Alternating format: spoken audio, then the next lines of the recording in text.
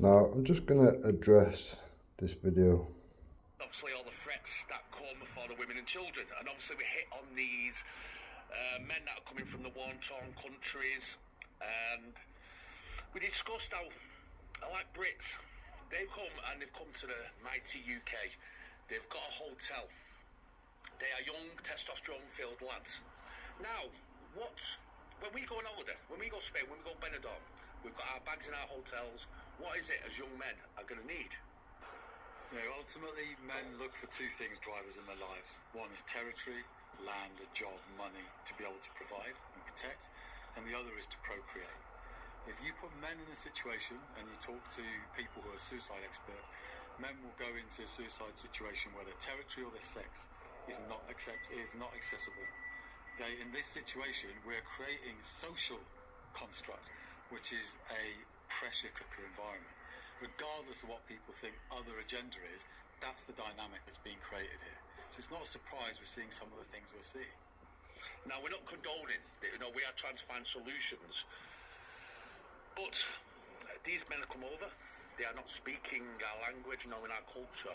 They then don't have any women to turn to, even from what I've heard their own culture. What can we do to solve that issue as a people?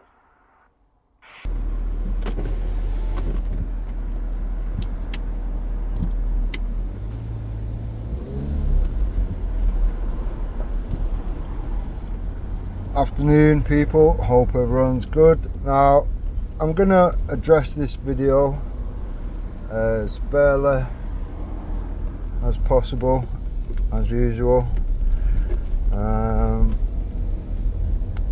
At the end of this video, I'm also going to bring up a few examples of the people that have been here either days or a couple of weeks or whatever, and the lengths they go to as to acquiring sex or sexual acts. Now,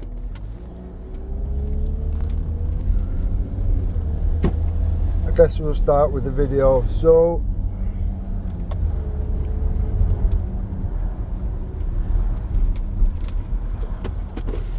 now, you've said these young men, testosterone filled men, are coming from war-torn countries and arriving in the UK, and the problem is that they can't acquire sexual partners, women. Now, for me, it's one of them. The war-torn countries, I mean, I'm like yourself, Chris, or whatever, in some ways. I'm not sat there watching the news and all this, whatever. Not really too concerned what goes on around the world. More concerned, I'd say more so than anything, realistically, as to what goes on in our own country, our own women, our own children. What goes on around the world is not really my concern. Now,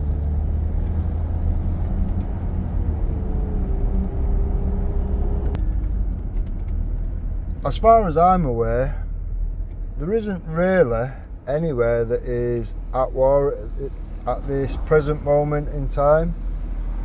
I could be wrong. If I'm wrong, point it out in the comments or whatever. It's not an issue.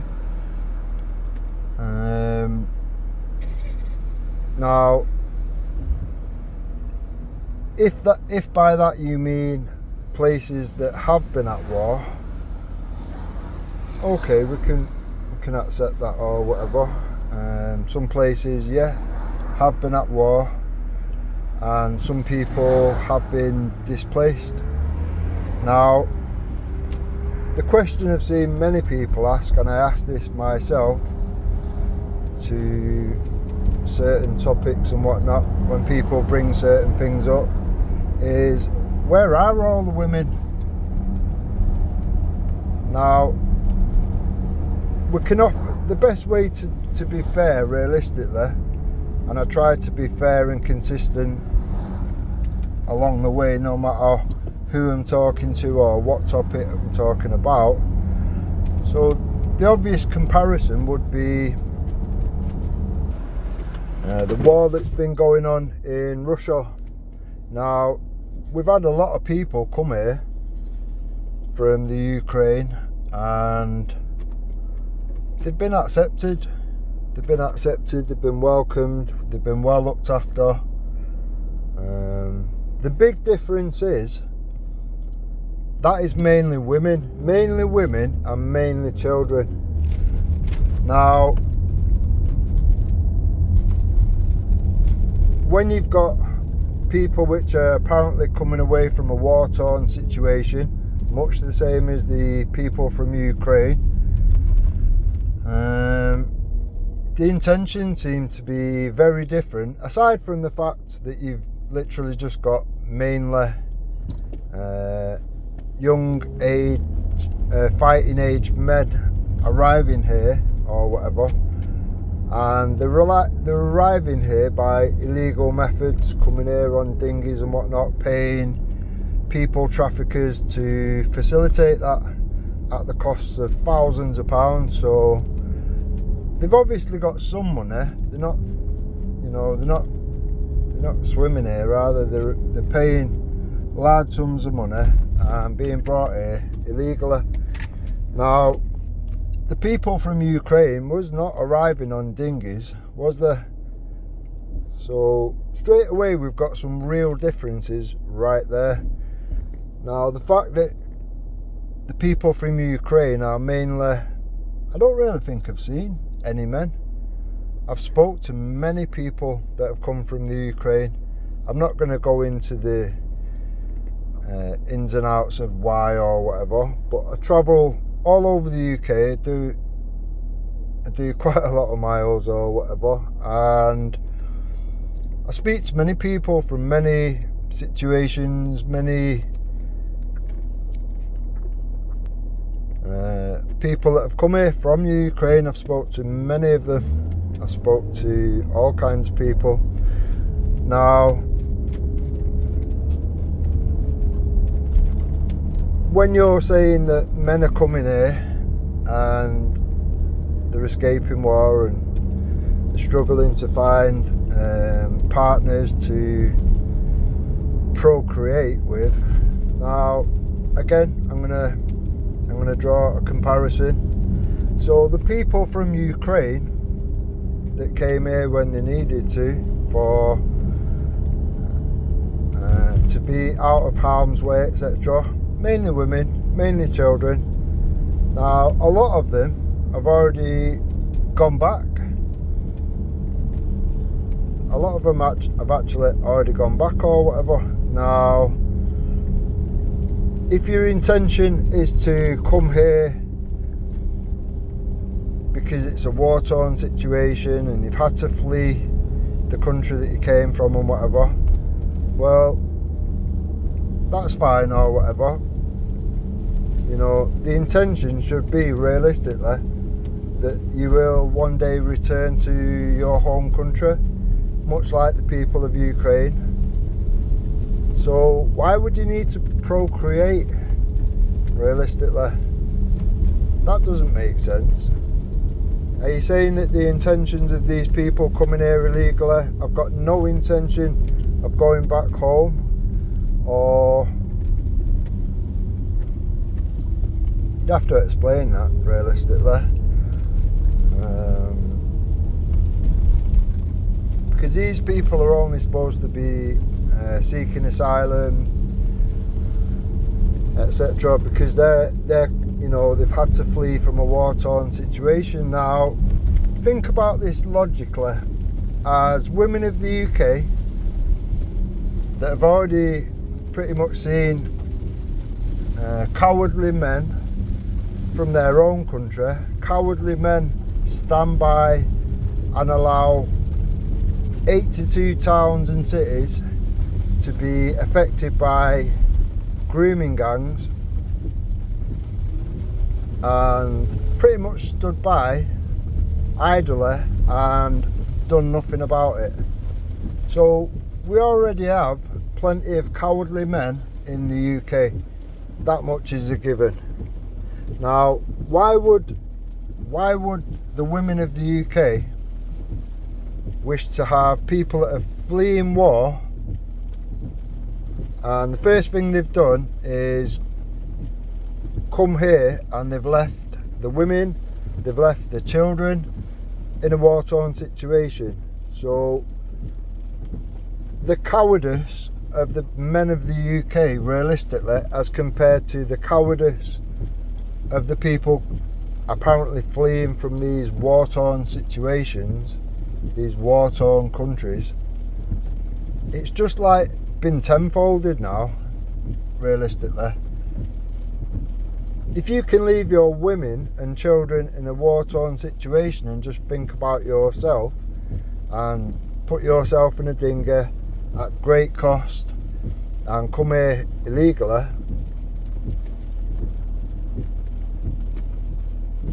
why would British women, why would English women choose to go down that road of having a partner from such cowardly men? I mean, to me, it doesn't get any more cowardly than that. In a bad situation, especially a war situation, the women and kids get the fucking... It's like if a boat's going down, you're on a ship, the ship's sinking or whatever. Who do you put on the life rafts? Who do you put on the boats before the boat sinks? Do you put the men on it and leave all the women and children behind? Or do you sort the women and children out first and the men have to kind of be at the back of the queue? It's very obvious. You all know the answer. So this is just the same situation, but on a much bigger scale. Now, if you've got this flow of illegal, cowardly men which are coming here illegally and applying for asylum, and they've left all those women and children behind or whatever, I don't think it will be our concern as to why they've not got any women. Now,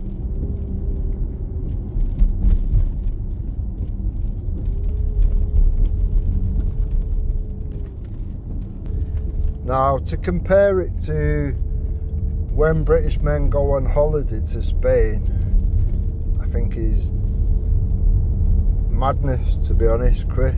I think there's no comparison there, is there, realistically, if we're honest. These people have not come for a holiday, Chris. These people have come here illegally and left their women and children. I'm not too sure why yourself or any other British man or woman would be concerned as to why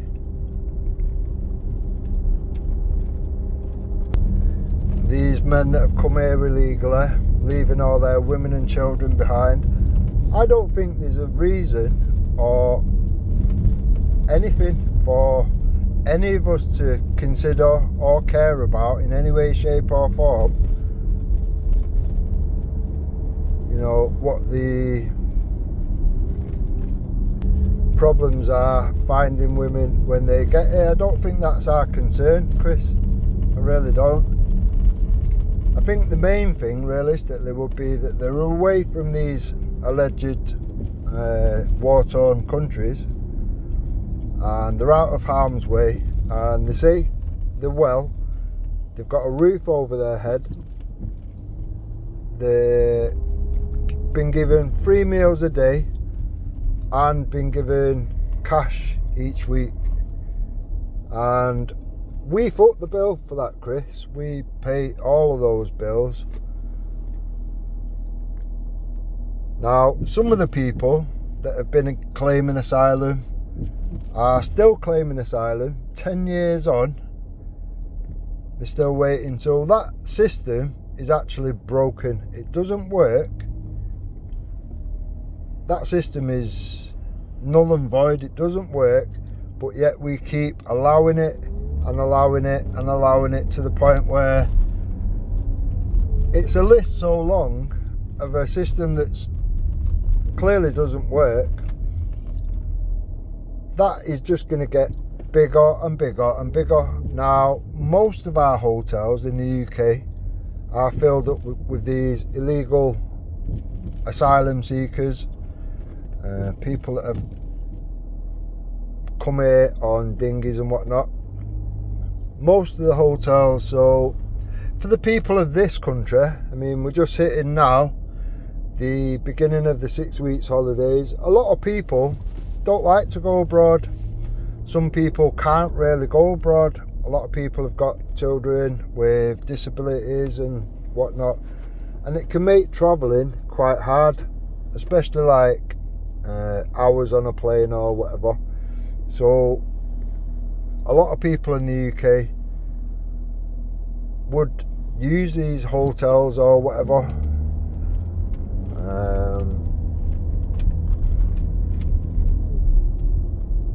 for holiday purposes or whatever. Now, it's hard to do that when most of the hotels are filled with these cowardly men which have come here filled with testosterone and hungry for sex, it seems. It's one of them. Chris, would you want to go to a hotel knowing that there's a hotel just down the road from where you are with your children and your family? How well would you feel about your missus and your children going for a little stroll around the local area around these men or whatever without you? You know, let's say you was, I don't know, having a drink with some of the lads that you've met or whatever, and your missus wants to take the children for a stroll, blah blah blah. Would you feel okay about it, knowing that there's these men that are in local hotels and being aware that, you know, these people are coming here looking for people to procreate with, apparently? Now, like I said, I am going to go over. I'm not going to do loads. I'm just going to go through the latest ones that I've shared or whatever of people that have been here days or a couple of weeks and are already making contact online to contact children, speak with children, and meet up for sex with children. Now, it seems a hell of a lot of them, realistically, are not here to meet women. They seem to be here, Chris, to meet children. Now, that's the problem. If they was here to meet women, I'm sure there's plenty of women that would happily hook up with even cowardly men. You know, I'm sure there will still be some women that have not got too many morals and whatever, not too high standards, that will quite happily, you know, even procreate with these cowardly men. But to be fair, it does look a lot like a lot of them have come here because we're a soft country. We're soft on every aspect, whether it be the general public that turned a blind eye to all these things going on for 40 years plus. Then you've got the police that are soft, that if they can get out of charging these people and let these cases dissolve, they will do. And then we've got the soft court system, where if they do manage to get through to the court system or whatever, they're given a slap on the wrist, after being offered excuses of, oh well, you know, it's allowed in our country. We didn't know that you're not allowed to try and have sex with children in this country. We are allowed where we come from. Now, when you're aware of all this, it's quite problematic realistically, and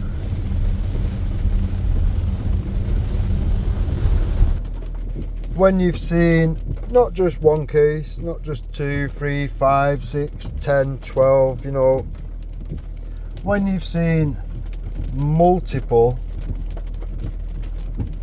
of these cases where people have come here and within days they are online trying to contact children for sex, you have to ask the question, if they're allowed to do this in their country, and they are, Chris, you can fact check that as much as you like, do we not think that when these people come here by whatever means, that they should be like warned, re-educated as to what you do once you've left the third world country? The thing, you know, point out the obvious that, well, you know, in this country we believe that having sex with children is wrong, indecent, it's also illegal, looked down upon, frowned upon, and in some cases dealt with harshly. Now, in amongst the British community, if it was found to be that there was a paedophile living on your road or something like that or whatever, we all know realistically that the police will do nothing. Now, we all also know that that will be dealt with within the community. That would be dealt with on street level way of dealing with these things. There's no shortage of evidence to support that. Now, when it comes to pointing these things out from people that have come here illegally and whatever, all of a sudden, the moment you address that, you're deemed far right, Islamophobic, racist.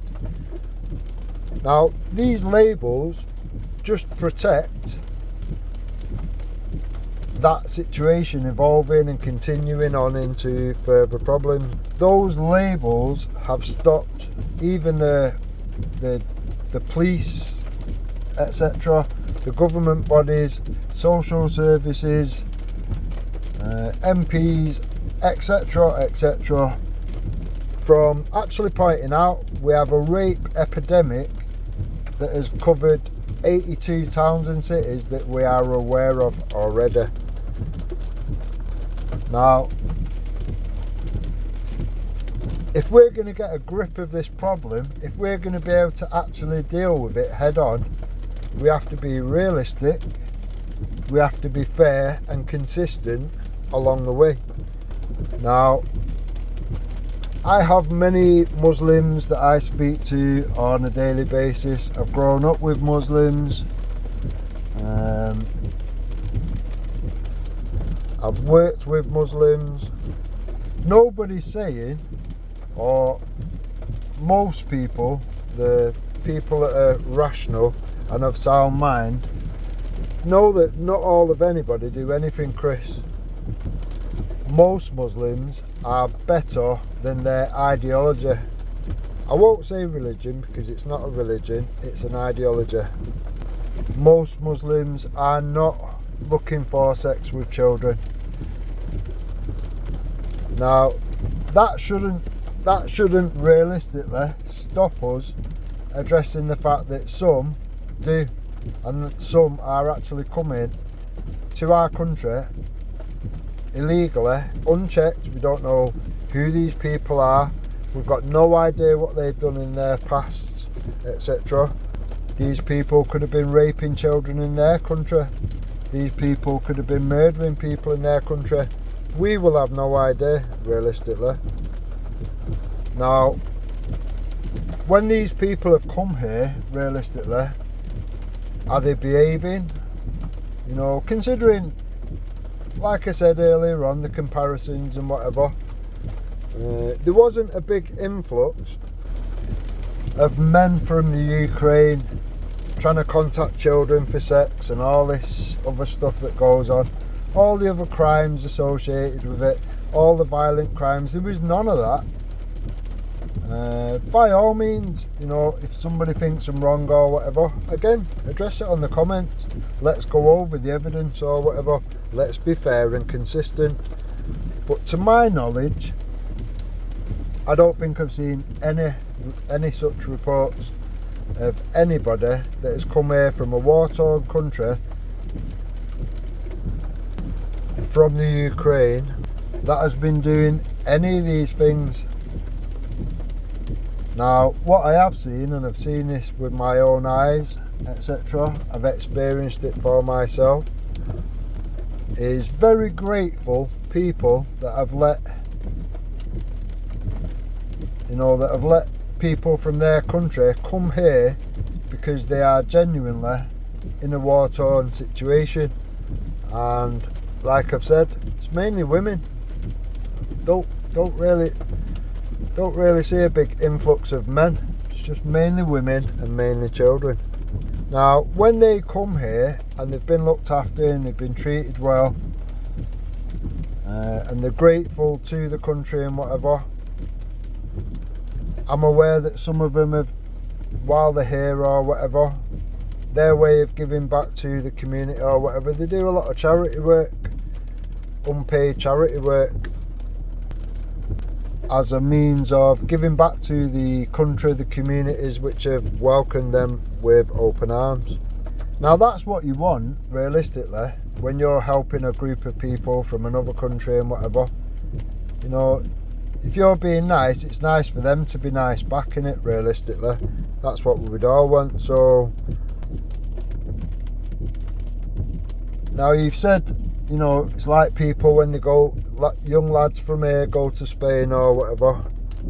What you generally get when people go on holiday, and there is a big difference between going on holiday and apparently coming from a war-torn country, is what most people do. I mean, yeah, there's always going to be the odd one or something that acts out and wants to act like they're in their own country, in somebody else's country, but we have laws to deal with that. Now, if you go to Spain and start trying to arrange meetings with children for sex or whatever, you will see how you will get dealt with. You will get dealt with very harshly, whether that be through the police or the community of that, you know, of that child. Things like that are very unacceptable. I mean, you can go to some Muslim countries and whatever, and you're not even allowed to carry a Bible down the street, Chris. Are you aware of that? Do you know what I mean? So, when people come here, we just expect them to be grateful, be happy that they're out of harm's way, and not try contacting our children for sex. I don't think that's too much to ask, do you, Chris? I mean, by all means, you can try the luck with the local women and whatnot, not in a harassment way. It would help if these people coming here spoke English. That's their problem, that's not our problem, Chris. Again, the people from Ukraine manage, you know, perfectly well. Are you even aware how much we pay on an annually basis for interpreters, Chris? All these things we pay for. There are even cases of people that are trying to help these people that have come here illegally and whatever, that have also been attacked, that have also been raped. Are you aware of that, Chris? So it seems realistically that no matter what you do to help certain people and whatever, it doesn't really work out as planned, does it? Now, charity should always start at home, regardless. When we've got homeless on the streets, when we've got ex-veterans on the streets, that are all homeless and being neglected by the authorities around, which are supposed to be dealing with these things. You've got women's refuges, which take months for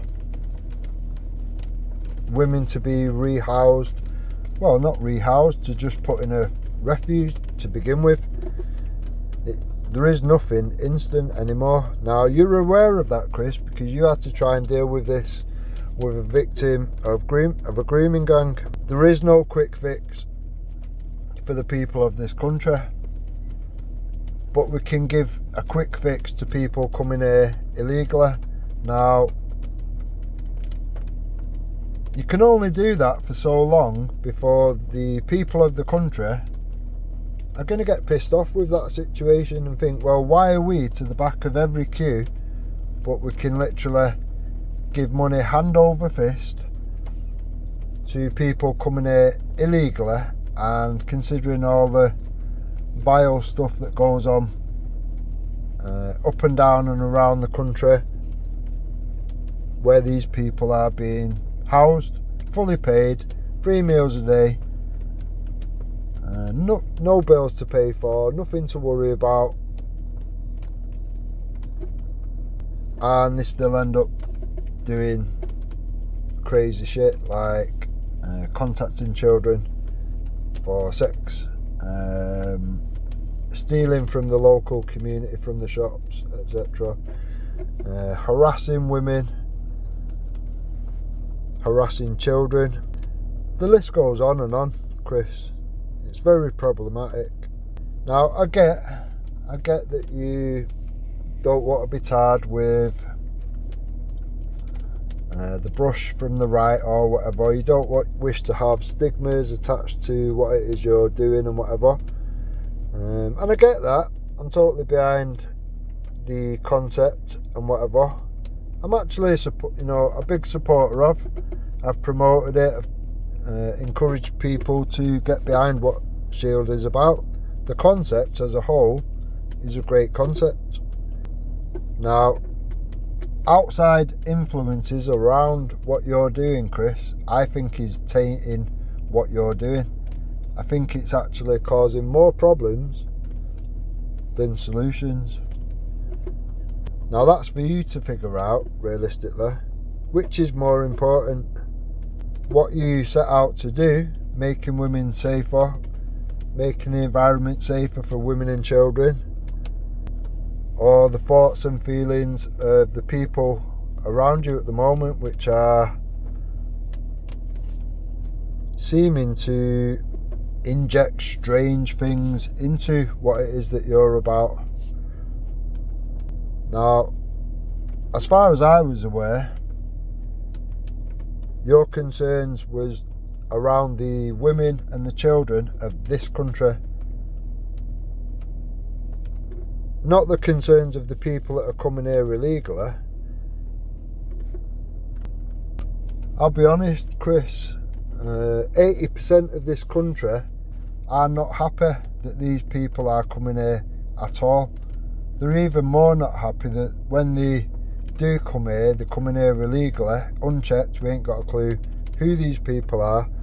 They're being put up near schools, they're being put up in all sorts of places and whatever, to the point where women, I'm not really telling you anything you don't know either, women are scared to leave the house, women are scared, parents are scared to allow their children to go and play in a park and do what kids do and whatnot, because we all know, realistically, it's no longer a safe country to do that. Now, that should really be first and foremost what Shield are about. As far as I know, that's what it's been made out to be from day one. And I think the influences of the Muslims that are around you at the moment, Chris, is clouding certain things. I think it may be clouding your judgment on how you move forward with this realistically. Have the aims and goals of Shield moved? Have they shifted? Have we moved the goalposts somewhat? Most people in this country are kind of angry. That's why you've got people protesting. That's why you've got all these groups pop up and whatnot, and they get a lot of support for doing so. Now, I'll be honest, when Shield came along, I thought, right, okay, you know, everybody else, all these other groups are doing a great job of waking people up, but, you know, they're just waking people up to no solutions, realistically, or solutions that don't work. The biggest solution that doesn't work, which keeps getting used over and over again, is new parties, political parties popping up. Right, everyone get behind this, everyone pay £30, support this, push this, and it never brings any change, it never does anything.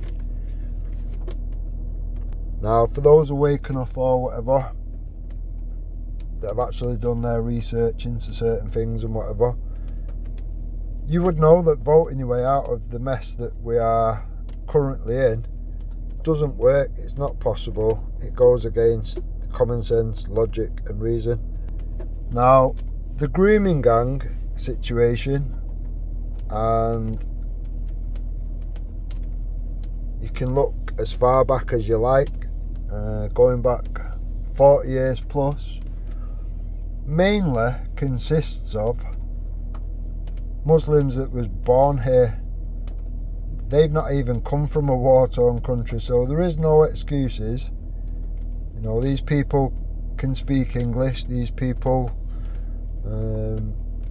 have got a wide choice, a wide variety. We've got nearly 200 types of people living here, Chris. Now, I'm sure those people, if they wanted to, could have found women their age. They could have found women their age. They could be white, they could be black, they could be Sikh, you know, they could be Muslim, they could be a lot of things or whatever. Again, we've got nearly 200 types of people here from all over the world, so there's plenty of varied choice, realistically, of women their own age, but yet they've gone to the lengths of grooming children, plying them with drink, plying them with drugs, getting them hooked on drink, getting them hooked on drugs. Now, these children have been used as a commodity. People are actually making money off selling these children as sex workers. And then you've even had political parties and whatever, people in the houses of parliament, etc., describe these child victims, these child survivors, as prostitutes. So, as a whole, realistically, this country has not been able to deal with the problem for over 40 years. A lot of people are scared to even speak about it because they're deemed Islamophobic, racist, far right, the list goes on, of pointless labels. Now, like I've said, them labels just stop the open, honest discussion. Now, I myself was made aware that a local food place to myself or whatever was grooming children. He'd already done it in the past, he'd already been done for it, and he was doing it again. Now, he was doing this from a local food place. Now, I took it upon myself to go and expose the shop, go and introduce the customers of that shop to the facts and the evidence that this person who owned it was already been doing it before, he's doing it again. And I had the police contact many times. The first initial point of contact, he was talking about how I was being racist and Islamophobic and all this kind of thing. Now, I was lucky because I've recorded from the moment I entered the shop, and I recorded everything else from that point onwards. So my obvious question to this little jumped up inspector or whatever from Greater Manchester Police is, can you show me where I've said or done anything racist or Islamophobic? Now, I was only pointing out a paedophile and nonce in our community, and that was their first reaction, that I was harassing the paedophile, the nonce in our community, and they made out that I was being racist and Islamophobic. Now, like I say, luckily I had it all recorded, and they couldn't point anything out that had said that it was anywhere near racism, anywhere near being Islamophobic. Now that to me rang alarm bells. It fucking threw up red flags, etc. If that's their first reaction to somebody which is already a confirmed, convicted paedophile, the first thing they say is, oh, you know, you're being racist, you're being Islamophobic. That's a real concern there, Chris. That is a real concern. Now, I've got a multicultural family, so I haven't got a racist bone in my body. That's not something, you know, that's not something that is a part of me. I've got very multicultural circles. I know people from all communities. So them labels and them accusations, realistically, was wasted on me. Totally wasted on me.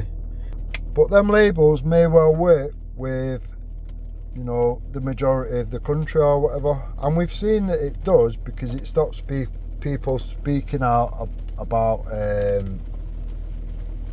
what they see, what's been going on in their communities and whatever. It stops officials speaking out. When you've got professionals that are put in a position of fucking power, safeguarding positions, etc., and they're scared to speak out, then we've got real problems there, Chris. We have to be able to deal with this thing for what it is, not for what it isn't.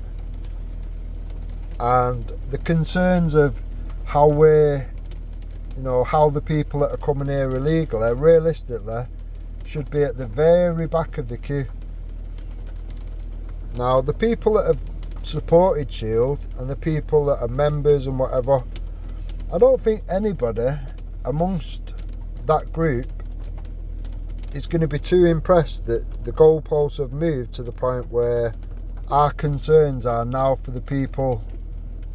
You know, how can we get a solution? What would be the solution, Chris? What would be the solution to these cowardly men that have come here from alleged war-torn countries, etc.? You know, what would be the solution to getting these men sexual partners? I've had a look through the comments on that video. I've not seen anybody's solutions, Chris. Now, I'll be honest, my solution would be send them back. They shouldn't have come here illegally anyway. I find it very hard to believe that these people are escaping war, because as far as I'm concerned, there isn't really any war going on.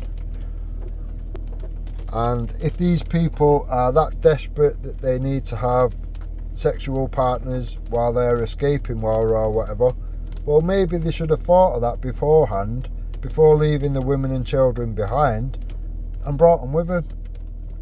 Now, that in itself is problematic, because we've already not got enough room for the hordes of men that are pouring into the country on a daily basis. So by bringing the women, it's just a further cost to the taxpayer.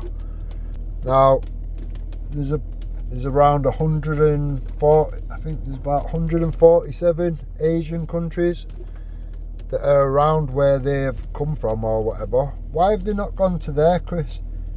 Where the foods are the same, the languages are pretty much the same, the cultures are the same. Why have they not gone to there, Chris? Why have they come here instead? Is it because we're a soft touch? And they know full well that they're going to be given free everything from hotels, free meals, money on a card, and then on top of that, the fact that the British public are too scared to speak out and call things for what they are when these people are now trying to contact our children for sex. Is that possibly more the reason, Chris? Now, I have looked into the ideology, and I will say ideology because it doesn't classify as a religion. The fact that they can't separate church from state only makes it an ideology. It doesn't qualify as a religion, and ideologies have no rights, same as Nazism has no rights. I've spoke out against both. I've critiqued both, because at the end of the day there's not very much difference realistically between Nazism and the ideology which all Muslims follow, adhere to. I've spoke to Muslims in this country, Chris, that say that Islam is more important to them. They care more for that ideology than they do their own family members, including their children, their parents, etc. Now, to me, that's quite problematic. Now, if we can't deal with these problems and you don't want to address those problems because you think it'll make it, it'll be deemed as racist or Islamophobic and this, that and the other, that's fine. If that's what you're doing and you want to keep to your own thing and you want to do what you're doing and all the focus is for the women and the children, then just avoid that topic, Chris. That would be the best idea. That would be the best plan of action, would it not? The moment you start then going, we're trying to cater to the needs and look to the problems of the people coming here, you've shifted the goalposts well away from where they first started. So the people that were supporting you are going to be looking at you sideways thinking, yeah, what are we doing? What are we actually doing here? I thought we was here for the women and the children, to keep them safe in the environments, in the communities that they live. Now, I can only see it as influences that are around you now, Chris, that wasn't around you when you first started this out. Now, that video which I put at the beginning of this, it's already halfway around the internet. If you thought people had problems with certain things before, this has just literally opened a whole new can of worms. And some things are not defendable, Chris, they're not. Now, when you're aware that some things are not defendable, best to stay away from that altogether. You can't have all the right intentions and you don't want to talk about this and that and you don't want to be connected to X, Y and Z because you want to get into schools and educate the children and all that. You can't then go back and then go, what about how can we deal with the problem of illegals that are here? How can we deal with the problem of them having sex? It doesn't work, Chris. It doesn't work. You're going to cancel yourself out. You're going to kill your own credibility. And that, honestly, will be a dying shame or whatever, because as I've said, and you can look through my channel, I've supported it along the way. I've argued the points with certain people. And we'll get to the other side of the blade in a minute or whatever. Some of the people which was the first people to start criticising you and whatever, and that was before Pop Sally turned up or whatever, saying, oh, it's a grift, it's a scam, blah blah blah. I've dealt with these people head on or whatever. The fact that they have to hide in the shadows or whatever rather than address these things and walk us all through, show us where it's a scam, show us where it's a grift. The fact that they have to hide away from that pretty much tells everyone all they need to know. Now, I do know what I'm on about when it comes to grifts and scams and whatnot. And I've said from day one, it's definitely not a scam, it's definitely not a grift. It has been set up legally the best way possible. It's covered all the bases, it's done everything the right way, it's crossed all the T's, it's dotted all the I's. It has been done perfectly. Now, you can have a perfect concept, and it is a perfect concept, and you can do everything the legal way and, you know, as good as it has been done, and then you can still fuck it up by doing certain things like this. Now, it's your group, you know, you're going to do what you're going to do or whatever. If you want it to succeed and you want it to thrive and you want to get the majority, the 80% of the people which have got problems with what they can see in their own communities, the failings of the police, etc., the failure of the will to deal with these problems in any way, shape or form, those people, you would definitely 110% get the maximum respect from them people, and you will get the support of them people, whether that be boots on the ground, whether that be financially, etc. People are hungry for a group like yours. Now, the problem for yourself, Chris, is there is other groups around. I believe they are copycat groups. I'd have to do a timeline check or whatever, but from what I can see, you came up with the concept, you started doing it, and then other people thought, oh shit, we've missed a trick here, let's start a copycat group, you know, let's get onto that or whatever. When people can see there's a gap in the market, they will soon get onto it, and they will soon fill that void. Now, for the short amount of time that Shield has been going, I get it, there's always going to be teething problems, there's always going to be whatever, but, you know, it's how you deal with the problems, it's how you deal with something once it's been realised, okay, we might have done a little bit of a fuck up here, or we've not really thought about, you know, the genuine concerns of people that are already supporting, people that are already part of it, people that are members of, because it doesn't look good realistically, some of the things that have come out. The Pop Sally thing, people can take one way or another, but I don't think this video that you've just done, Chris, is going to do you any good whatsoever. I don't think it's going to do anybody any good.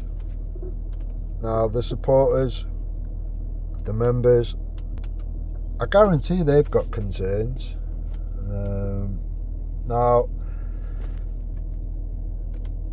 like I say, you can have a look through my channel. Nothing but support there, to be honest. I also know other people that are members, etc. People that brought me to what it is that you're doing and whatnot, and they've got concerns. Now, I am very fair, Chris. I'd love nothing more than to have a meeting, a face-to-face meeting with yourself or whatever. It can be anywhere. You know, I'm in Manchester, I'm based in Manchester or whatever, but I'm quite happy to travel to come see you. And maybe if we had a sit down and a chat and whatever, and we can go over concerns, both sides of things, and maybe we can resolve a few things and whatnot. Maybe there's things that you've not contemplated, which, you know, it's easily done. I understand that when you're starting anything or whatever, it's uncharted territory. You are going to have to sort of make a few teething problems along the way. It's how you deal with them. Now, I will tag the channel of the Shield on YouTube. I will get this video put into the WhatsApp group, etc., and hopefully we can facilitate a meeting.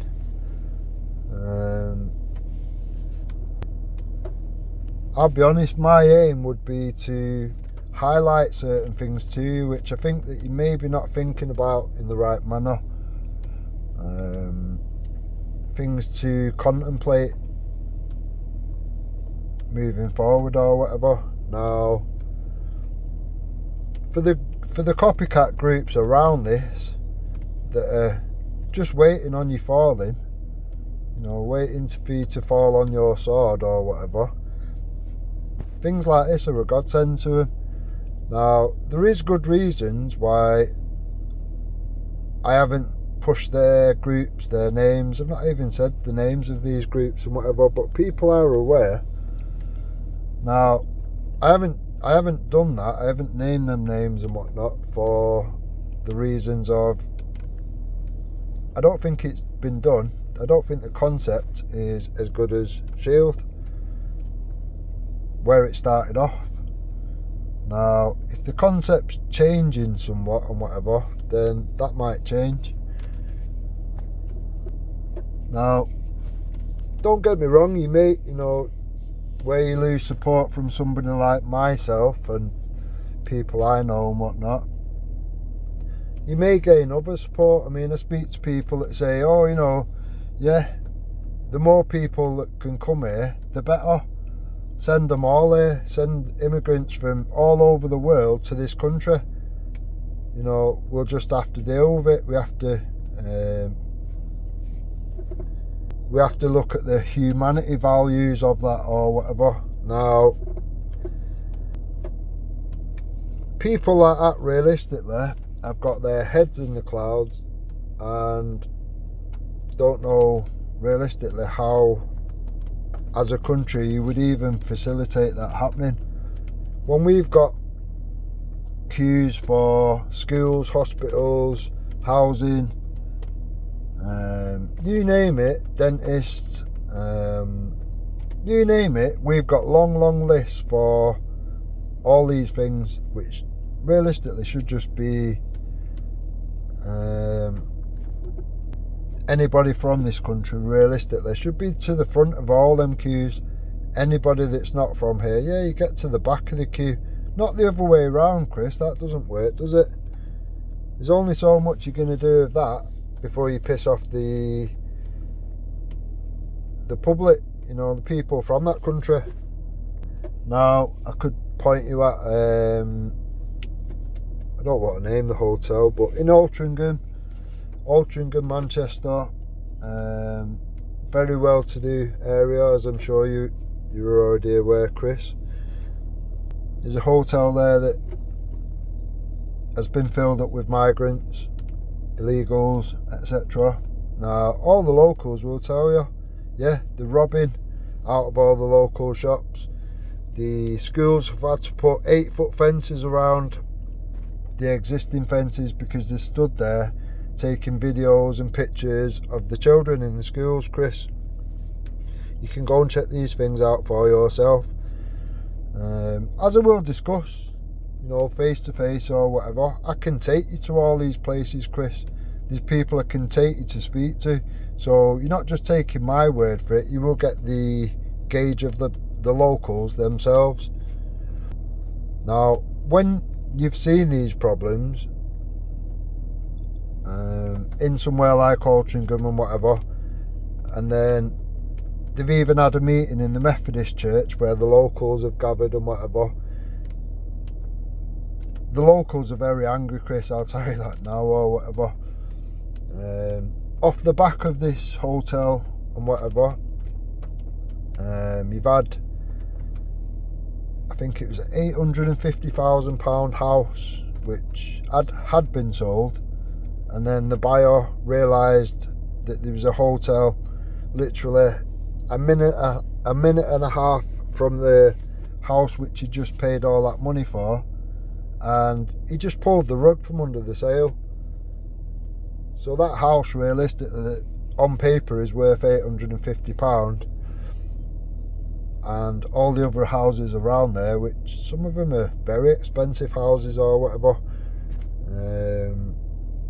it's only worth that on paper, realistically. Because would you want to buy a house for £850 knowing that you've got all this problems going on people being harassed to and from school, pictures and videos being taken with all these creepy people outside the school or whatever, fully aged, fully grown men, you know, trying to literally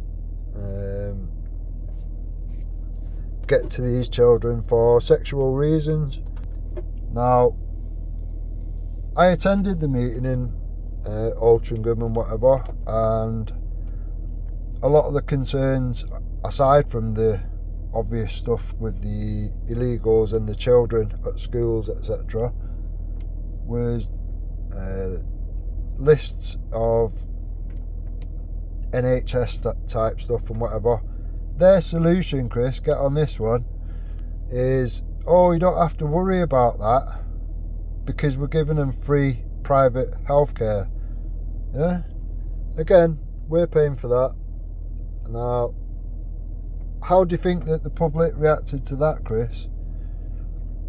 So when you're now, your concerns seem to be around the people that are coming here illegally, you've got to understand what it actually is that you're against. And like I say, I can take you to all these communities. I can introduce you to many people that are, you know, are happy to have that open, honest discussion. Now, I'm going to go over a couple of the most recent posts that I've put out or whatever, which are highlighting people that have been here days and weeks and are already contacting children. And after that, I'm going to explain the other side of the sword or whatever. The people that already started attacking Shield before Pop Sally was around, and show a few of the double standards around those people and whatnot. People that have got far worse people around their groups, but you know, they seem to fail miserably to be able to deal with them problems, whether it's behind closed doors, privately, in-house or publicly. They seem to be able to just point the finger at anybody else doing things, but then when you compare what they've got around them or whatever, well, we can't speak about that. So it's problematic all round, and to be honest, the only people suffering and keep falling for the same bullshit over and over and over again and just getting fleeced for money left, right and centre, with no hope, no sight, no glimmer of anybody making any situation any safer, is the general public. Now, this will only go so far before we will have real problems. I mean, there's things erupting here, there and everywhere. It's going off in Epping at the moment or whatever. The more these things happen, the more these things don't get dealt with in the right manner, we're just moving bit by bit closer and closer to civil war. People will take matters into their own hands, Chris, and that realistically we should all, none of us should want that. We should be able to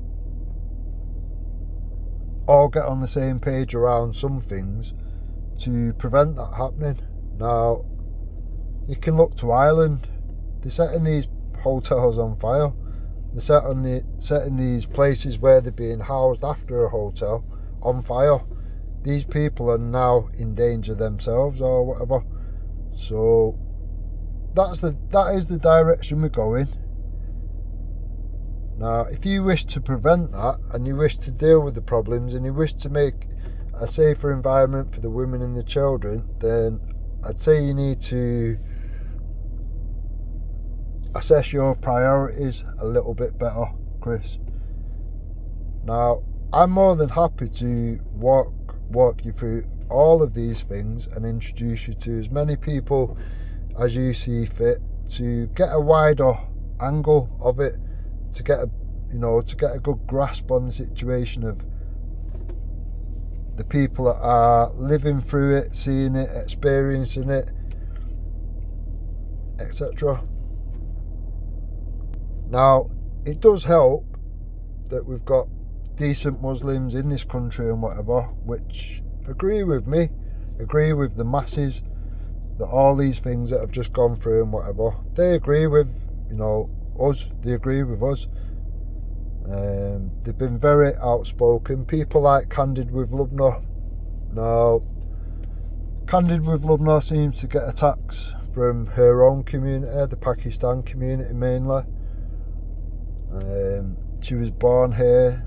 The heritage of her family and whatever is Pakistan, but she was born here. Now, this is a very successful woman in this country.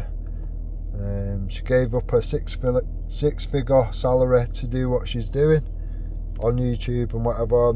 The amount of things the amount of attacks she's got and whatever, some from her own community, some from the very same people which are now attacking you, Chris, and have been attacking you since well before Ali Pops Ali even came to the forefront of this or whatever. So the attacks on yourself and the attacks on Candid with Lubna are pretty much identical. The same people had the same problems. So again, you know, we can discuss this, we can figure these things out, and we can maybe highlight a few of these people or whatever for the attacks upon people, you know, good, decent people or whatever.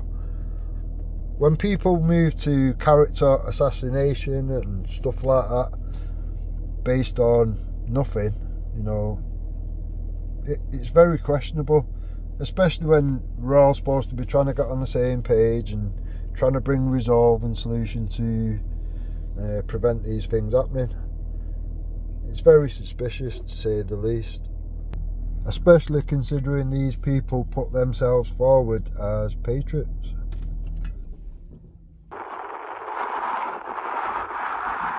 Now, do these look like far right, Chris, or do these look like concerned members of the public?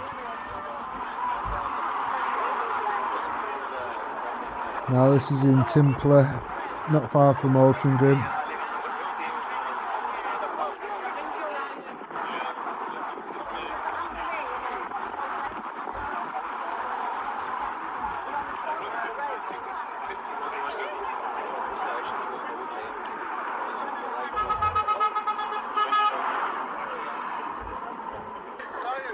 So,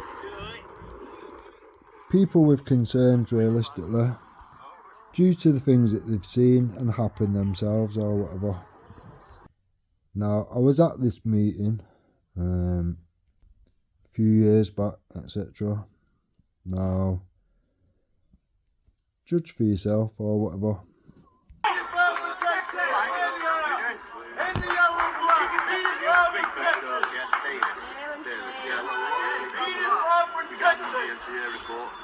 You'll speak to me regarding, I won't speak to an 18 with right here, not his ass to turn up, but he hasn't, has he? So I think I'm going to have the answers that you want, so you can direct any inquiries to the Manchester Police Press Office that will respond to you. We've done that for the last 10 years, we've been doing that since. I'm not going to be able to give the answers that you're asking for today, I think we both know that. Can't say anything. Can't do it.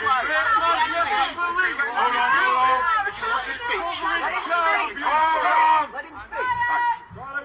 As I've already said, if you direct your inquiries to Great Manchester Police Press Office, they will respond to you. If you're able to tell me 16 years. how long you propose to be here protesting.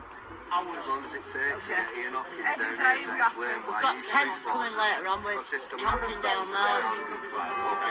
As I said, I've answered the questions now. Direct your questions to the press office and they will respond to you. We're going to be here,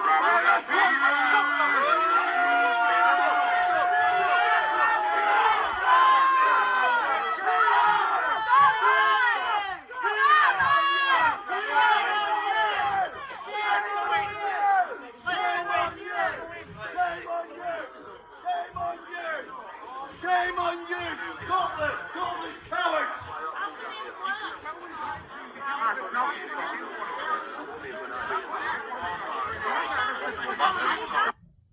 Now, as you can see, Chris, people of colour there, Red Pill Phil, Jamaican heritage, born in this country. John Lawrence, who, do you know what I mean? I know these people personally, have done for years. It's not just the indigenous white people that have got problems and concerns. Right, now I've just realised the problem, as a lot of the stuff which I wanted to show on this video, people that have arrived here from a couple of days to a couple of weeks or whatever, which are already trying to find children to have sex with, is mainly on TikTok. Now, one of the phones that I've got has TikTok, which is the one I'm recording on, and the other phone doesn't have TikTok. So I guess I'm gonna have to do a part 2 to go over the videos which I can't show on this video. So I'm going to use this video, which is on Facebook, which I can play, which goes over the entry methods that are being used and the entry methods which are lawful and legal, which are not being used. And I want you to draw your own conclusions as to why people would put themselves at risk on dinghies. The country for 28 quid and then claim asylum. Why? Yeah. Why can't they visit the country for £28, travel on a plane for £28, come, i.e. on a holiday, and then claim asylum? Why can't they do that? I don't have this information. So you do have this information. Why can't they do that? Well, I can't suppose why they do that. Is it perhaps, do you think, because if they come legally and produce a passport and documents, that our authorities, our border control, know exactly who these people are, where they're from, and any activities, illegal activities they may be involved in the past? Do you think that may be the reason?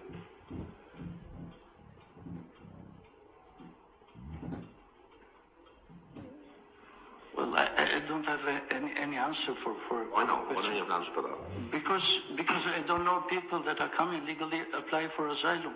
I'll put it to you then, Ambassador. I think, is my theory, that people coming and paying thousands of pounds to get here illegally, making a perilous journey, that probably quite a high proportion of those are going to be involved in some sort of criminal activity when they get here. Would you think that's correct?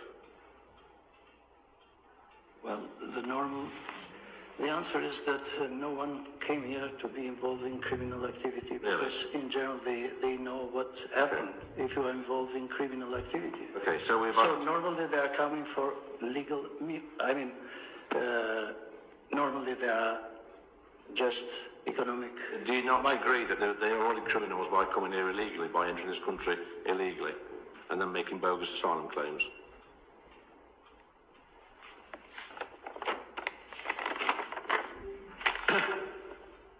We don't know very much, do you, Ambassador? I'll give you another question.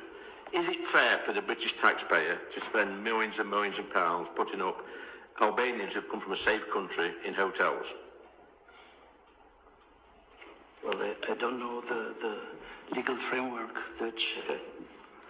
Do you think the Albanian government... It's not my responsibility to answer the question. Do you think the Albanian government should make a financial contribution to this country for housing Albanian migrants? Give a contribution? Financial contribution. It's costing millions. No. Because it's not the responsibility of the Albanian government. Really? Its own people aren't responsibility? Yes. So people that supposedly... These people, until border with UK, in France, Germany, elsewhere, are coming as a normal tourist. But Ambassador, this is not free movement. This is people entering our country illegally. Now, you say that your country is a warm and welcoming country with a big, massive heart. I take your word for that. So if you've got a big heart and you want to look after Albanian people, do you think you've got a responsibility to make a financial contribution to this country, to our government, to look after your own Albanian people when they get here? Well, there is no reason to give a contribution. Okay, thanks, Chair. Now, I am going to have to do a part 2. Maybe I'll be able to put the 2 videos together somehow. Technology is not my thing or whatever. So I'm going to explain the other side of the sword, etc. And highlight a few problems with the very same people that are attacking yourself are attacking people like Candid with Lubna, very outspoken, and agrees with, you know, the general public or whatever, that these things, unchecked, illegals coming here and whatever, is only a bad thing, it's not a good thing. Now, Candid with Lubna has the honest, open conversations involving all the communities. It's done so in a respectful manner, and still, you know, brings the hate from her own community and people that I'm going to discuss now. Now, like I say, one phone has got TikTok access, and the phone that I'm using is that phone, so I guess I'm going to have to do a part 2, or attach it to this somehow, I don't know. Now, I'm going to go over the other side of the sword, if you like, the attacks that came early on, well before Pop Sally was even on the scene or whatever. So yeah, it is what it is for me. I see myself as a well-rounded individual that has been around all the groups, that are all concerned from different angles and whatever, from Tommy Robinson, Britain First, PAG UK, Veterans Against Terrorism, Football Lads Alliance, DFLA, Sikhs Awareness Society, Marius. The list goes on and on and on. If there's been a group with concerns, generally, I've been part of it. Now, there's a couple that I haven't. Groups you would describe as far right.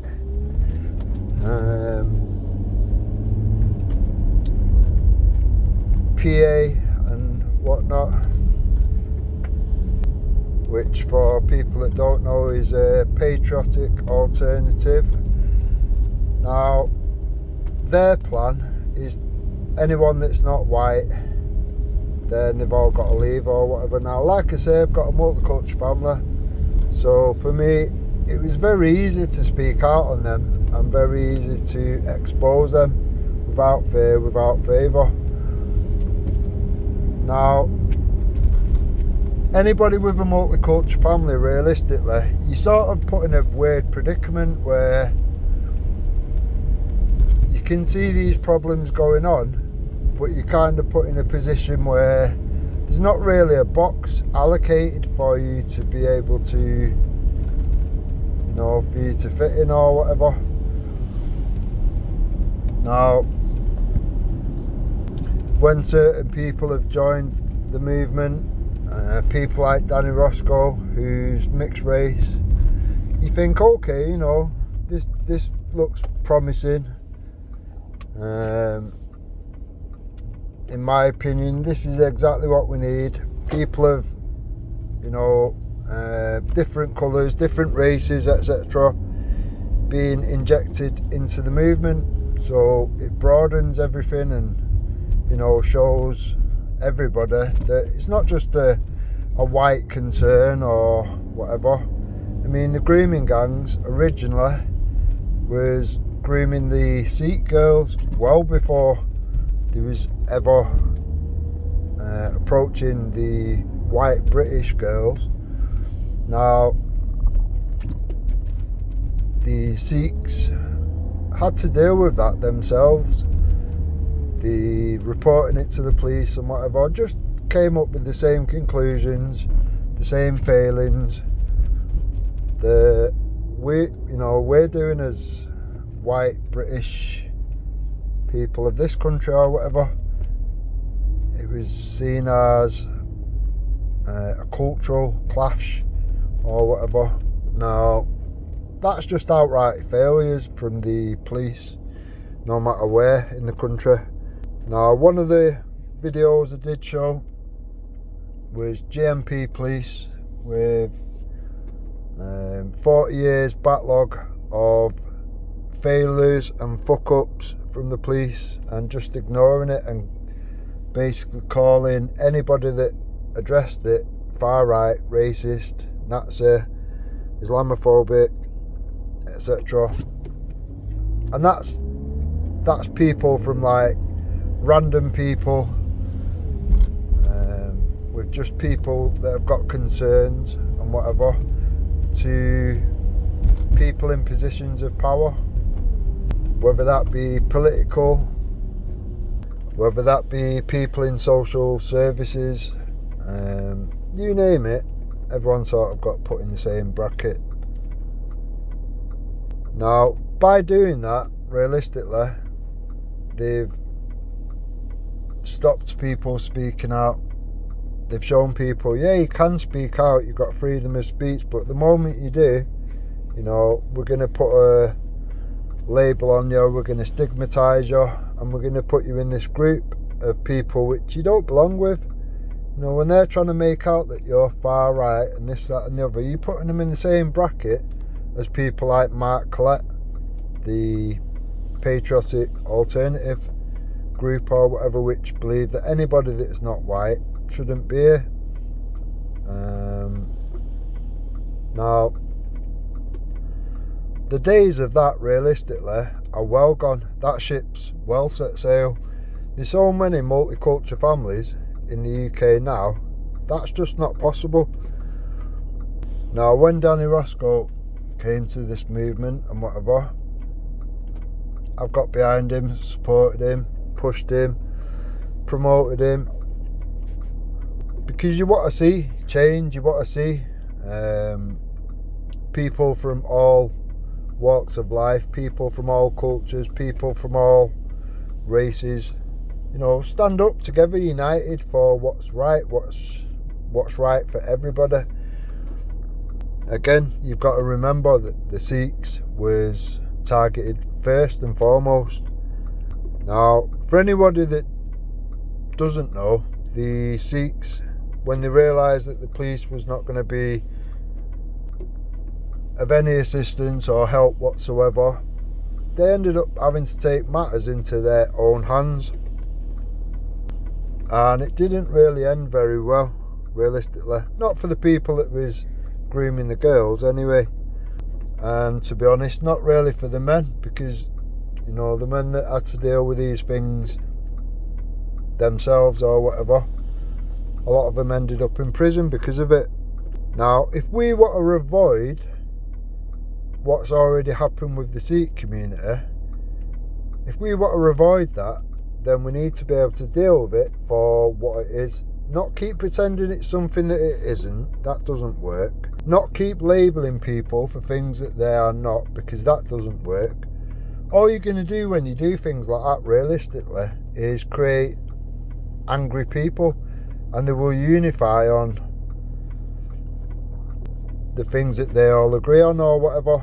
Now, like I've said, look to Ireland. How are they dealing with this problem?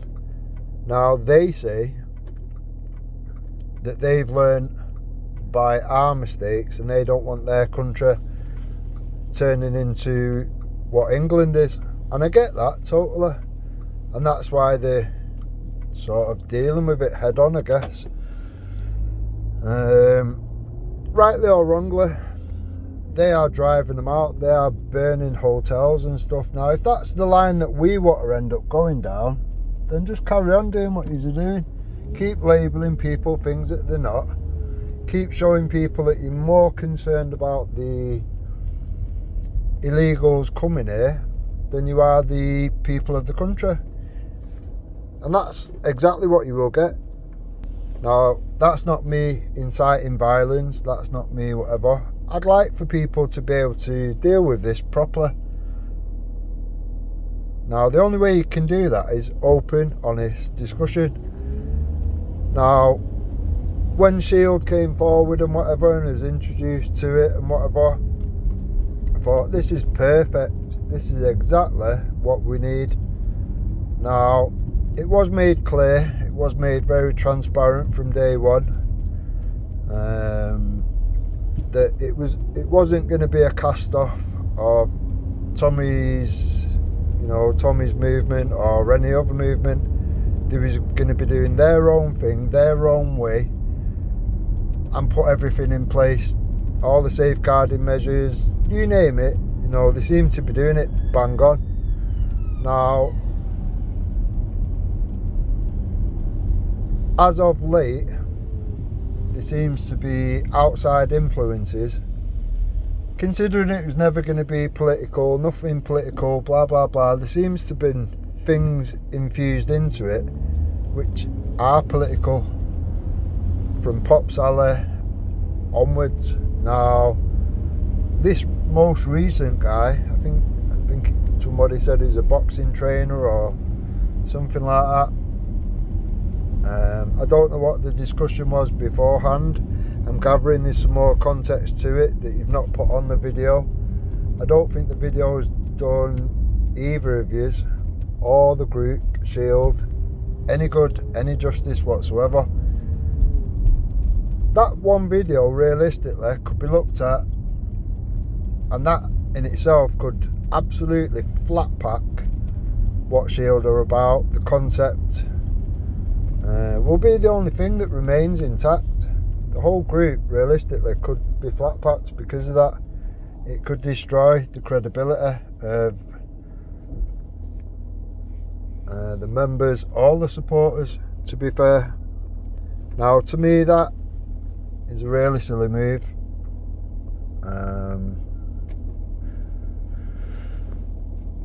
Now, I'm hoping that we can have a face-to-face. I can see clear as day that there's a lot that you're unaware of. Like I say, I myself or whatever, don't watch the news, don't watch whatever. It's all same shit, different day anyway or whatever. But I'm clued up in other ways.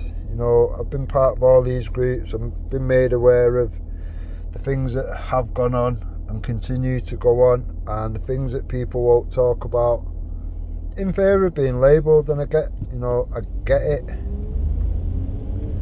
Now, Shield, the way they did it, the concept, to me was bang on, was perfect. Now, these latest things that have been infused into it, I don't think that's going to work. I don't think that's going to help. And the copycat groups around it will be rubbing their hands together about now, knowing that they can fill that void as quick as it is made. So I would encourage Chris to broaden his horizon somewhat, have some discussions with people that are actually aware of these things, can walk you through things, connect, introduce you to local communities that have already started to formulate groups and whatnot as resistance to what's going on in their local communities.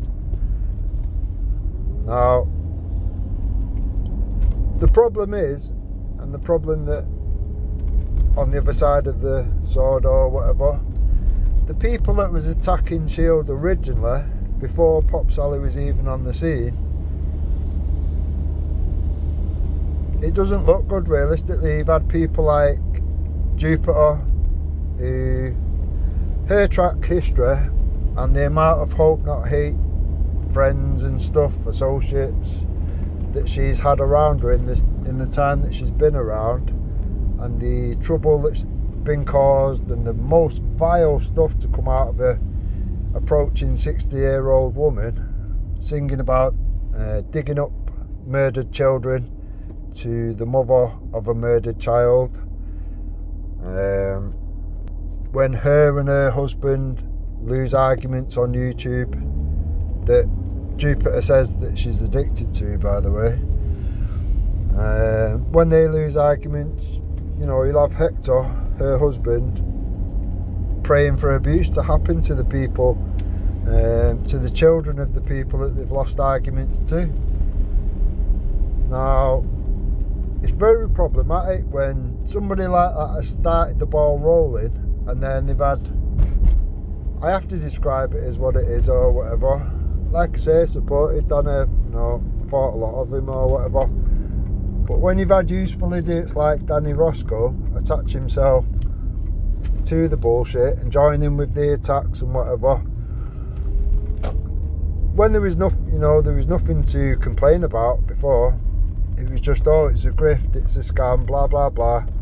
Well, anyone that knows anything around these things and whatever, that have actually checked it out rather than just took the say-so of a troll like Jupiter, are fully aware, actually, that it's not a scam. It's physically impossible for it to be a scam.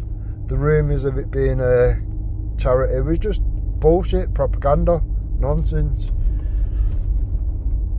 Hence why I asked Wendy Wu, what does CIC actually mean to you, in your opinion?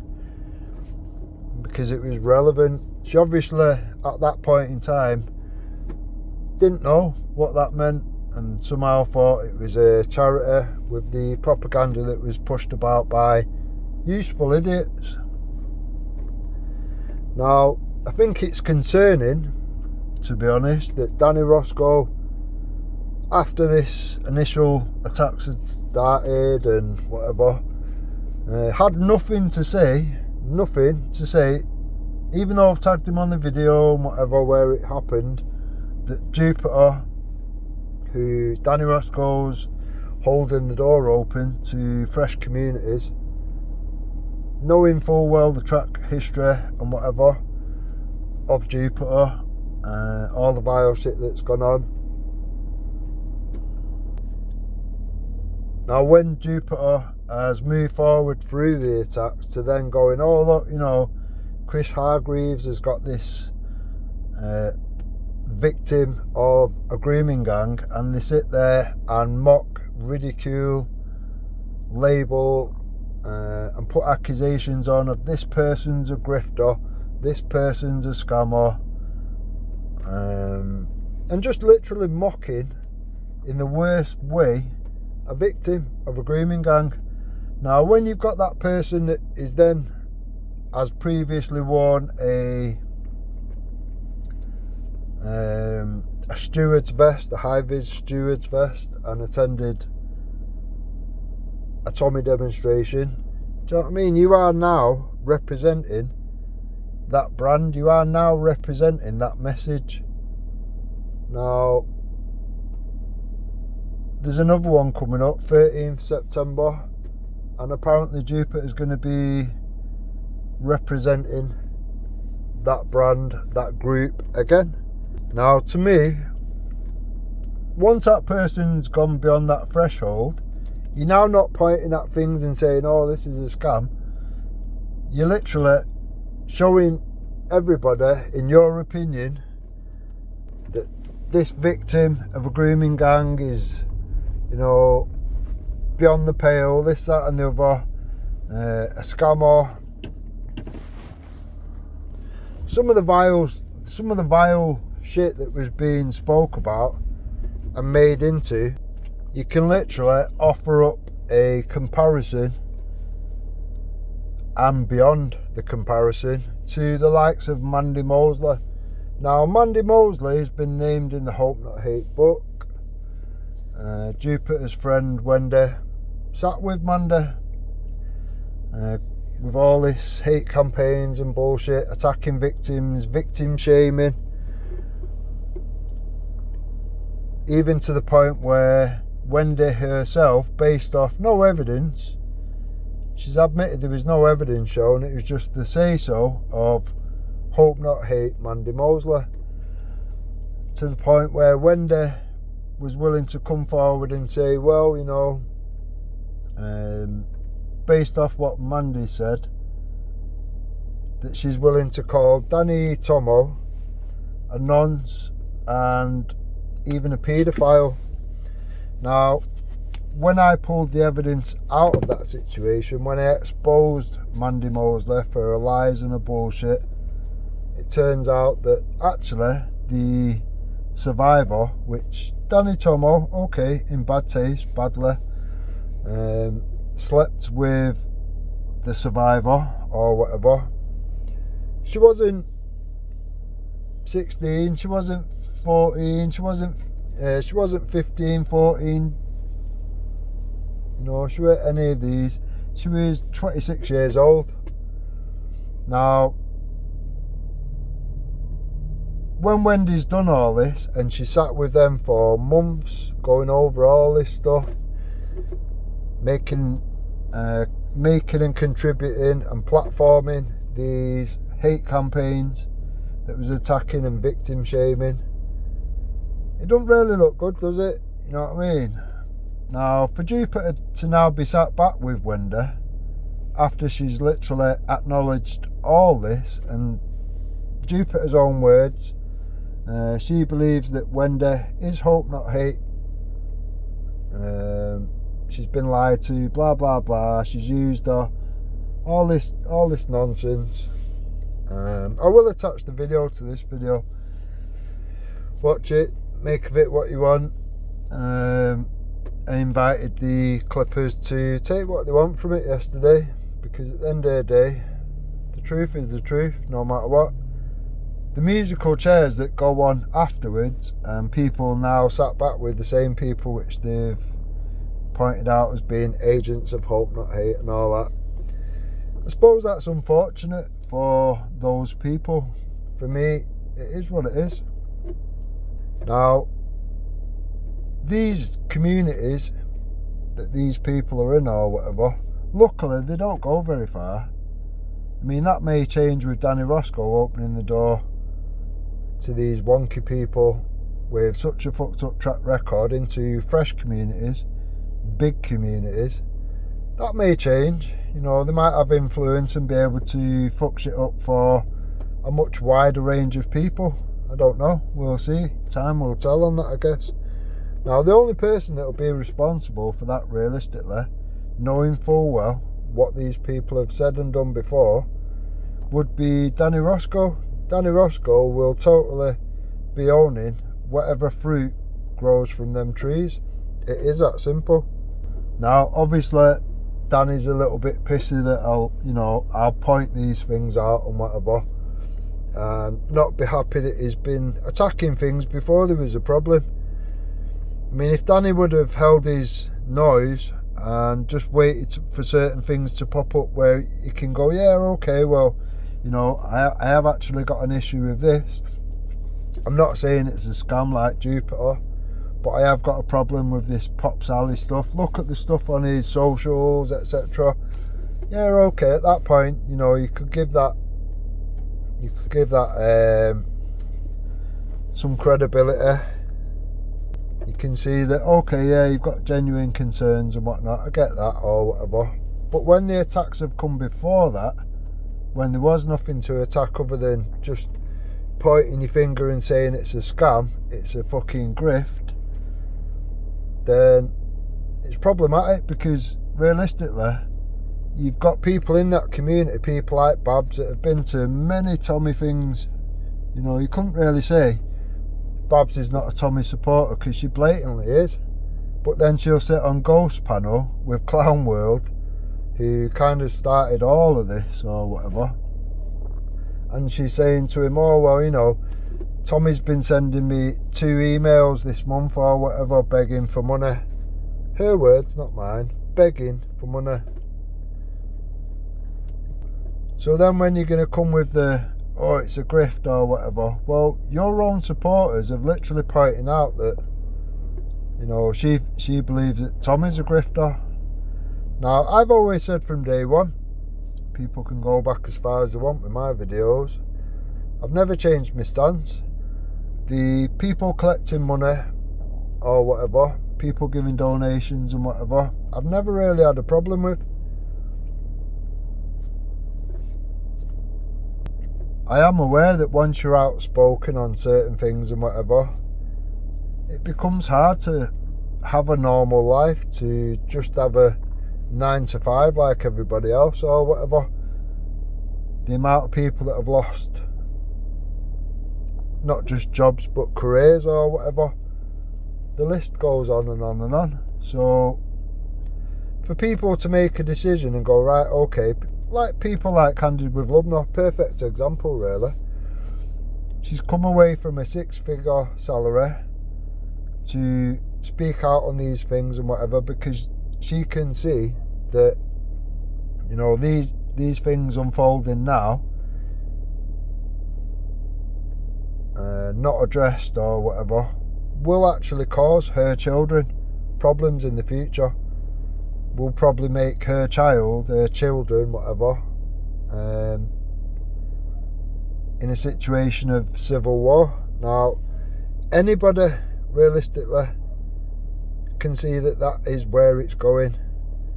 Anybody can see that if this is unaddressed and not dealt with one way or the other, that's the way we're going to go. We're going to go where Ireland has already realised now, and they go, you know, we're not having this, we're not putting up with it, we're going to run them out, we're going to push them into the fucking sea if need be or whatever, start burning the hotels, blah blah blah. Now, if we can avoid that, then we should avoid that. If we can deal with that civilly, lawfully, then I think we should take every measure that we can do to do that. Now, I've been part of all these groups and whatever. I've been part of constitutional awareness groups, which is literally using the law to hold our government to account. There is means and ways of dealing with these things, but you need unity. And at this moment in time, for all the time that all these groups have been existing and whatever, there is no unity. That is the problem. Now, I truly believed that Shield would actually be the thing that people would unite around. Now, I still believe that the concept is perfect. I think it's brilliant. I just think the influences from around it as of late are destroying it from within. Now, if Chris can't see that for himself, that's a shame. The copycat groups around it will soon snap that up and fill that void, and they will do it very differently. Now, you've had people that have been attacking it and whatever, saying, oh, you know, why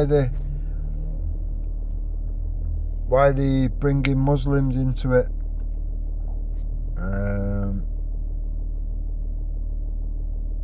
You know, why are they bringing Muslims into Shield or whatever?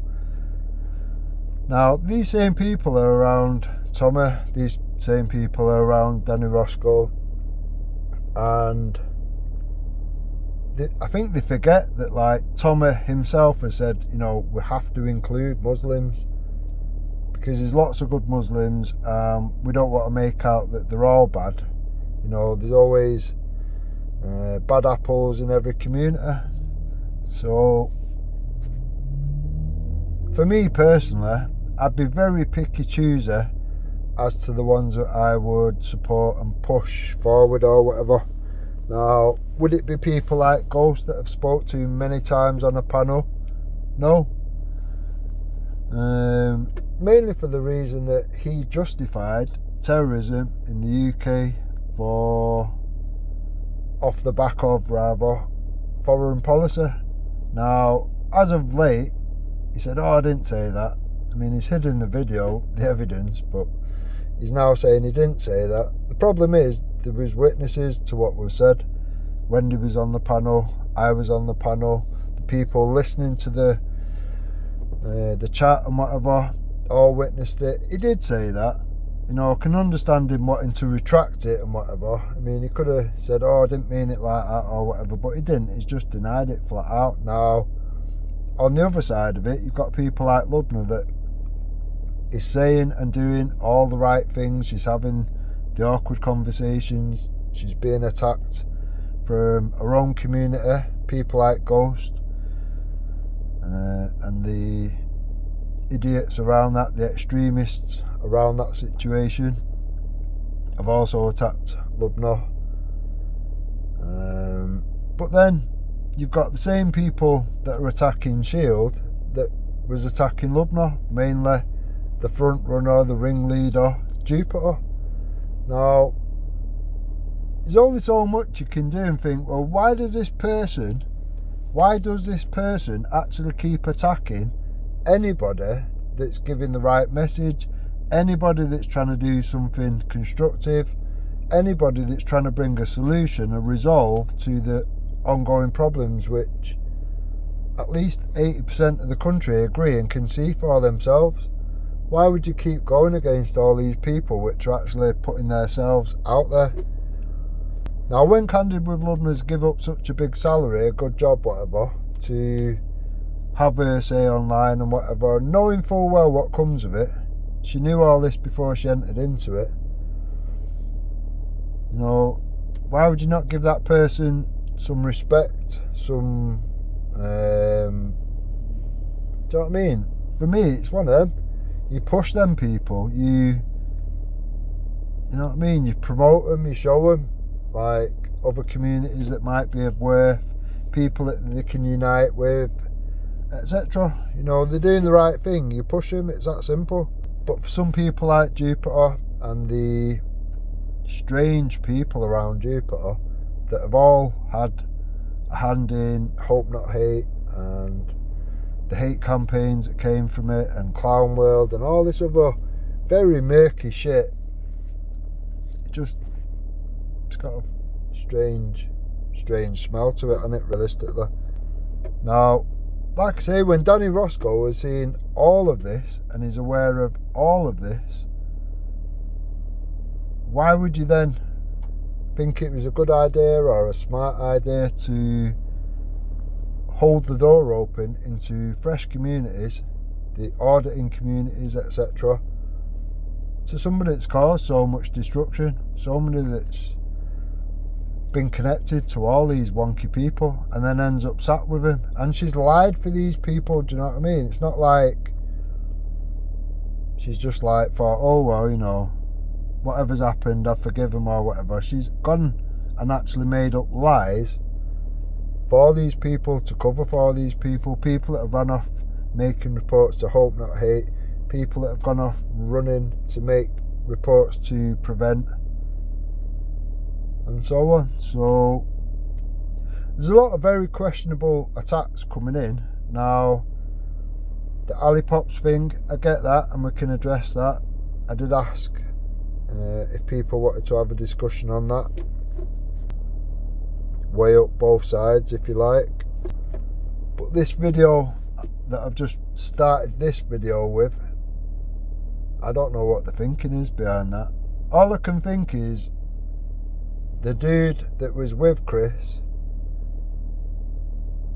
is an outside influence. I don't know what his background is, I don't know what his thoughts and feelings are, his concerns are around things, but one thing I'm aware of is the general public could not give two fucks about the how, you know, what else can we give these illegal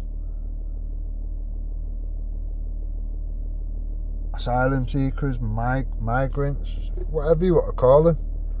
These people that have broken into our country through illegal means and whatever, they're already given everything, and there's still no respect for the people or the country that they're in. The first footsteps are literally trying to contact children in this country to try and arrange sex with, to try and groom and to try and fucking pass around like a cheap bag of sweets. Now, I will put a part 2. Like I say, I've got to use the other phone to go from one phone to another to get into the TikTok account, and I'll show you people that have been here literally 6 days and up to a couple of weeks, and all of them, all the people that I'll be showing you, I've tried to contact children for sex. They've all been intercepted by paedophile hunter groups. Massive respect to paedophile hunter groups.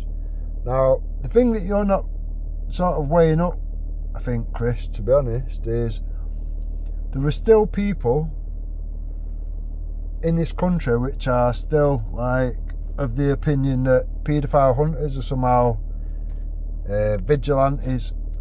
Now, if they was meeting these, you know, doing a sting and whatever, but then not taking a phone and just taking a rope and hanging them from the nearest tree or lamppost, I'd think, yeah, okay, well, they are obviously vigilantes, but they're not doing that. They're doing it the right way. They're doing it perfectly lawful and legally, and handing all the case notes, all the evidence, everything, and the perpetrator, the predator, handing them all over to the police, and they're being dealt with in the right way. Now, the bit that lets all of that down is sometimes the police will give them bail, which is mad, and then sometimes court will just give them a little slap on the wrist. Some of these people have literally walked away from court with nothing, a warning or whatever. Now, just like anything, you know, we've got over 100 paedophile hunter groups and whatever. At some point in time, they're going to get bored of doing it the right way. You know, it only takes a few groups to go, yeah, I'm done with this. You know, we've had this person twice, we've had this person 3 times, how the fuck is he back on the streets? At that point, you know, people are going to think, right, we're going to carry on doing what we're doing, but we're not putting it all over the internet, and we're going to deal with these people in a very different manner. And at that point, where does it end realistically? Now, if that's an environment that you want your children and future generations to grow up in or whatever, let's just carry on as it is. Let's just carry on as it is. If you don't and you want things to change, then we have to be able to fucking have the open, honest discussions. We have to be able to deal with these things for what they are. Stop labelling people for having genuine concerns, and let's look how we can deal with these things, how we can be proactive, how we can put preventive measures. Like I say, the concept that Shield have done is perfect.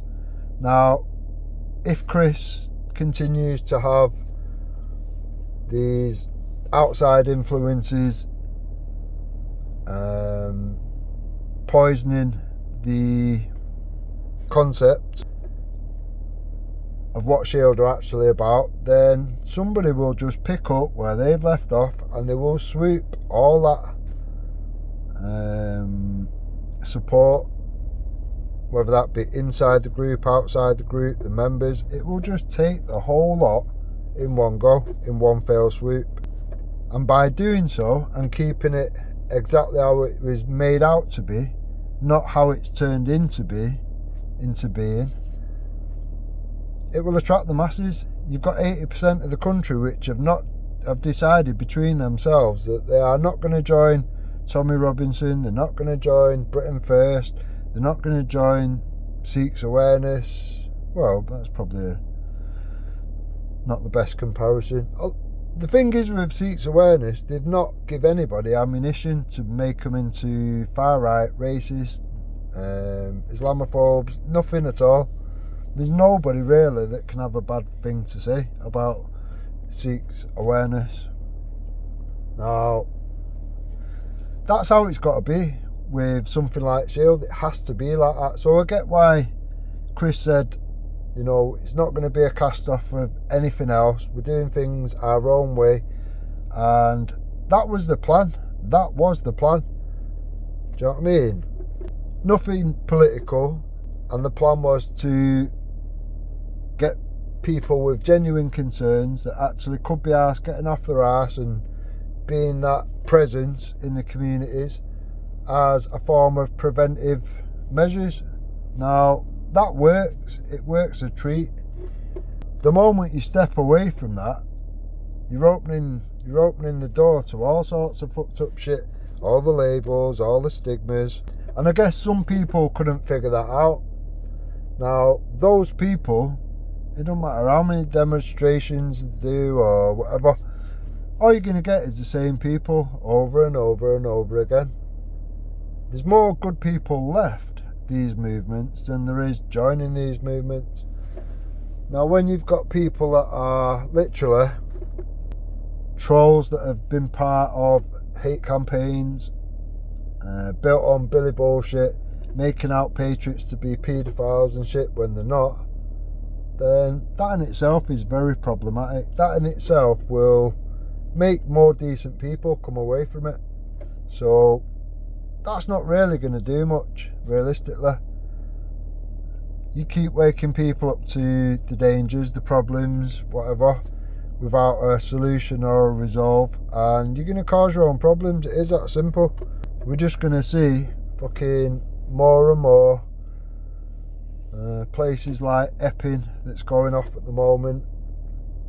There's no shortage of these things, and it's only going to get worse and worse and worse. Now, the police have already shown us they can't deal with it. They can't deal with it when it's just one incident. It always goes a bit tits up.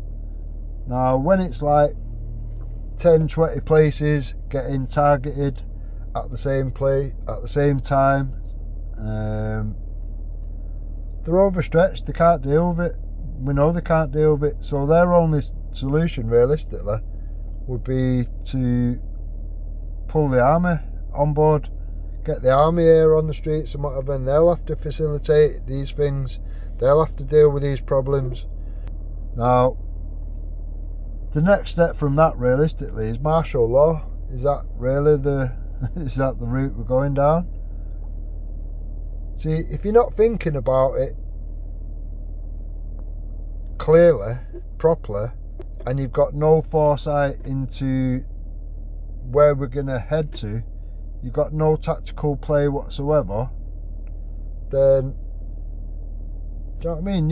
You are literally the people that are going to cause more problems than the problems we've already got. So, yeah. Like I say, I'm more than willing to come and meet Chris if you want me to meet you in your hometown or whatever, or if you want to meet somewhere in between or something. I'm happy to have a sit down conversation for hours and hours if you want, and we can go over as much stuff as you want, and I'll try and introduce you to as much information that you may well be missing. You may well just be a little bit naive to whatever. I get it, not everyone's like plugged into all this information, and not everyone watches a fucking TV or whatever. Some people, you might even be listening to radio when the news comes off. You'll pick another channel. I get it, there's loads of people like that. I myself are like that, but because I have discussions with people from all over the show, do you know what I mean? It's like, and I've joined so many groups and shared their concerns and pushed all these groups and whatnot, then I believe that I'm quite well rounded to the point where you can kind of kick the ball anywhere and I'll play wherever it lands. Do you know what I mean? So, and like I say, do you know what I mean? I was supporting this from very early on, when I was shown it by people that I know in the real life or whatever, which are still, it's a mad situation where you've got people that have been supporting it from day one, that are now in the predicament where I'm saying what I'm saying. Their thoughts are exactly the same. Now, I'm going to be seeing the person that introduced me to it later on this evening. Now,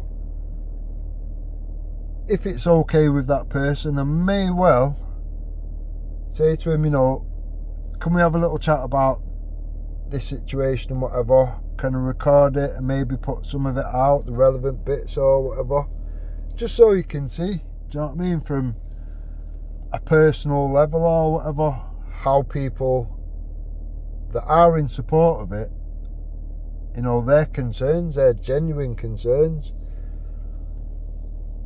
Now, that's about as much as I can do. I mean, that video has been splashed around the internet today. Working Class Patriot, he's put it out today as well. I have put a comment on there asking if he's going to do a panel today or whatever, and if it can be something that can be discussed or whatever. I'm hoping that might come off or whatever. And that's all we can do realistically.